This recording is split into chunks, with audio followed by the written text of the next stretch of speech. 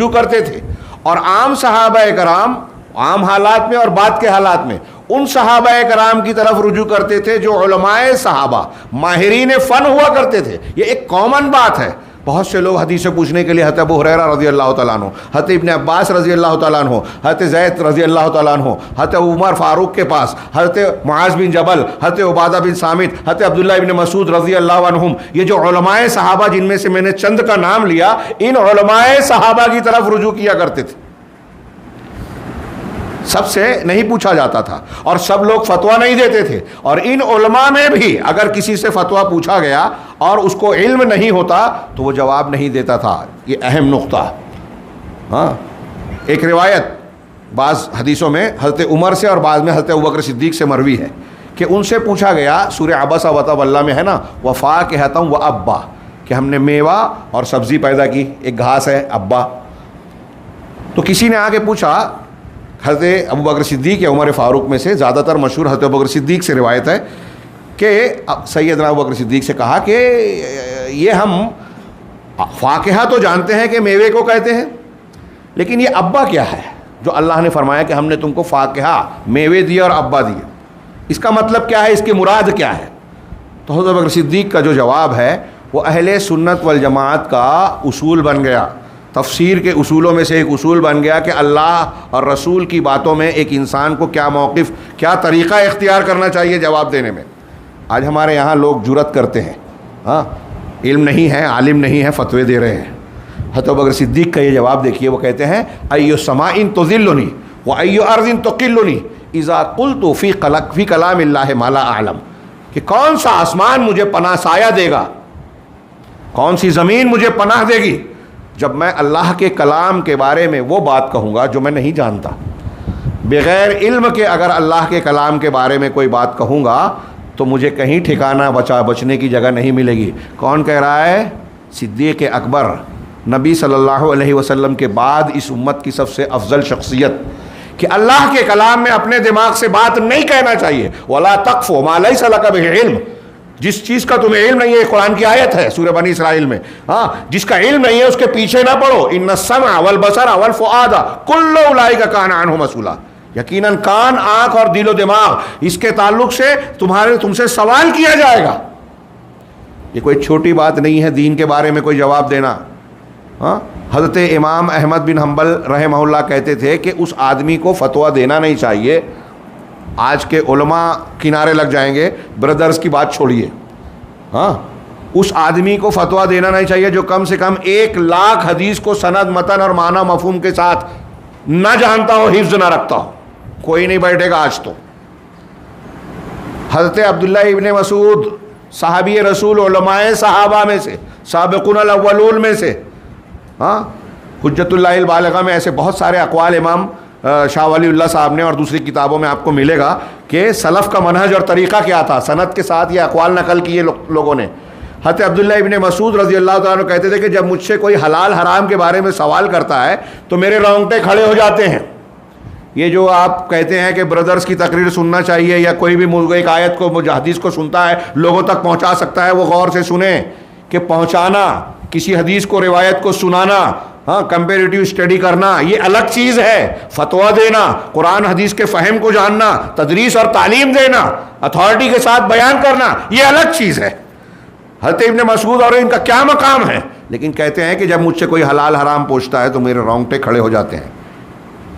امام شعبی، عامر بن شرحبیل، بہت بڑے تابعی ہیں، لگ بھگ میں سمجھتا ہوں، مجھے یاد پڑتا ہے کہ 200 صحابہ کرام سے ملے، بہت سے لوگوں سے روایتیں سنی، شاگرد ہوئے. وہ کہتے ہیں کہ ہمارے زمانے کا معاملہ یہ تھا، حال یہ تھا کہ اگر کوئی انسان فتویٰ پوچھنے کے لیے آتا، سوال کرنے کے لیے آتا، تو ایک عالم اس کے دوسرے عالم کے پاس بھیجتا کہ ان کے پاس جاؤ، وہ مجھ سے زیادہ علم والے ہیں. دوسرا تیسرے کے پاس بھیج دیتا، تیسرا چوتھے کے پاس، گھومتے گھماتے وہ پہلے کے پاس آ جاتا. تو امام شعبی رحمہ اللہ فرماتے ہیں کہ ایسا وہ اس لیے نہیں کرتے تھے کہ اللہ کے علم کو، دین کے علم کو چھپانا مقصود ہوتا تھا، یا وہ جانتے نہیں تھے، بلکہ وہ ڈرتے تھے کہ اللہ تعالیٰ کے دین کے بارے میں مجھ سے سوال کیا جا رہا ہے، اگر میں نے غلطی سے غلط جواب دے دیا تو اللہ کے یہاں میری پکڑ ہوگی، کیا جواب دوں گا. محمد بن منقدر، یہ بھی تابعی ہیں، یہ کہتے ہیں کہ اگر کوئی شخص فتویٰ دے رہا ہے حلال حرام کے بارے میں، کسی کے بارے میں، شریعت کے بارے میں بیان کر رہا ہے، سوال کا جواب دے رہا ہے، تو غور کر لے، سوچ لے، اس لیے کہ جب وہ دین کے بارے میں بات بتا رہا ہے تو اللہ کے اور بندے کے درمیان میڈیٹر اور نمائندہ بن رہا ہے۔ آپ نے کسی شخص سے پوچھا کہ شریعت میں یہ کر سکتے ہیں کہ نہیں، حلال ہے کہ نہیں، جائز ہے کہ نہیں، حرام ہے یا حلال ہے، کھا سکتے ہیں نہیں کھا سکتے ہیں، تو اب آپ سے جب سوال کیا تو وہ کیا پوچھ رہا ہے؟ اللہ کے دین کے بارے میں سوال کر رہا ہے۔ دین کس نے بنایا؟ حلال حرام کا حق کس کے پاس ہے؟ اللہ کے پاس ہے۔ اب آپ کہہ رہے ہیں کہ حلال ہے، آپ کہہ رہے ہیں حرام ہے، اس کا مطلب یہ کہ اس آدمی کو یہ یقین ہے کہ آپ اللہ کا دین بتا رہے ہیں۔ اگر آپ نے اللہ کے حلال کو حرام اور حرام کو حلال بتا دیا تو سوچئے کتنا بڑا سنگین جرم ہے۔ غلطی سے اجتہادی خطا ہونا الگ چیز ہے، لیکن علم نہ ہوتے ہوئے غلط کہنا، یا علم ہے اور جانتے بوجھتے غلط جواب دینا۔ جیسے ایک عالم ہے، وہ خاص مسلک اور اصول کو مانتا ہے کہ بھئی میں تو حنفی ہوں، میں تو صوفی ہوں، تو پیر صاحب کی بات کو بطور فتویٰ بولتا ہے، اس بھروسے میں کہ پیر صاحب جو بول رہے ہیں وہ اللہ کا کلام ہے یا صرف اللہ کے دین کی شریعت ہے، قرآن حدیث میں کیا ہے میں نہیں جانتا، پیر صاحب کو مانتا ہوں، اور ان کو کشف ہوتا ہے، ان کو خواب آتا ہے، وہ جو بول دیے بس وہی شریعت ہے۔ یہ بھی شرک ہے، یہ بھی گمراہی ہے۔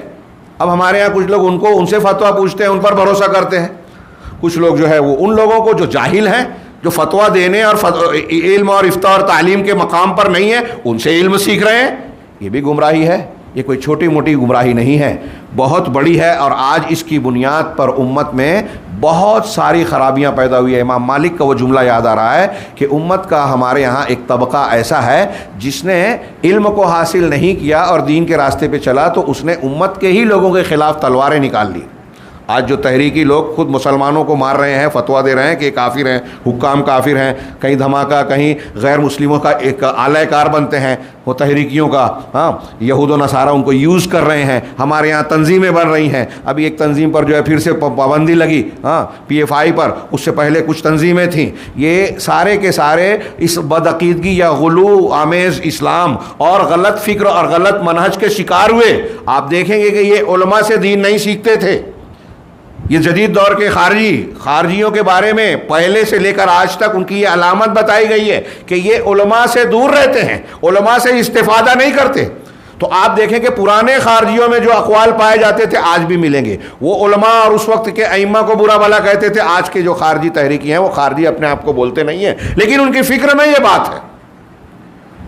یہ اخوانی ہمارے یہاں جو شیلے جذباتی نوجوانوں کی مختلف تنظیمیں، جس میں PFI اور اس سے پہلے جس پر پابندی لگی، اور ایسے لوگ آپ دیکھیں ان کے اقوال، ہاں داعش کی جو شرائط تھیں، میرے سامنے جو کتاب ہے اس میں یا کسی دوسری کتاب میں ابھی میں نے پڑھا، شیخ ربی لکھتے ہیں کہ حضرت علی سے جس طرح خارجیوں نے کہا تھا کہ پہلے اپنے آپ کو یہ کہیے کہ میں اسلام سے مرتد ہو گیا تھا، یہ قبول کیجیے آپ، اور پھر اپنے آپ کو مرتد مان کر پھر سے آپ ہمارے سامنے کلمہ پڑھیے، مسلمان ہوئیے، تب ہم آپ سے بات کریں گے۔ حضرت علی رضی اللہ تعالیٰ عنہ عشرۂ مبشرہ میں سے، اہل بیت میں سے، ان سے کہہ رہے ہیں یہ خارجی شرط رکھی، دکتور ربی نے ذکر کیا، تو حضرت علی رضی اللہ تعالیٰ عنہ نے کہا کہ اگر تمہاری اس بات کو میں مان لوں اور یہ کہوں کہ میں مرتد ہو گیا تھا، تو میں نے اللہ کے رسول صلی اللہ علیہ وسلم کے ساتھ جو قربانیاں دی، دین کی خدمات کی ہیں، وہ ساری کی ساری رائے گاہ عقارت ہو جائے گی اور بہت ساری باتیں رد ہو جائے گی، یہ میں نہیں کر سکتا۔ تو انہوں نے تلوار نکالی، جنگ لڑی، نہروان کی جنگ ہوئی،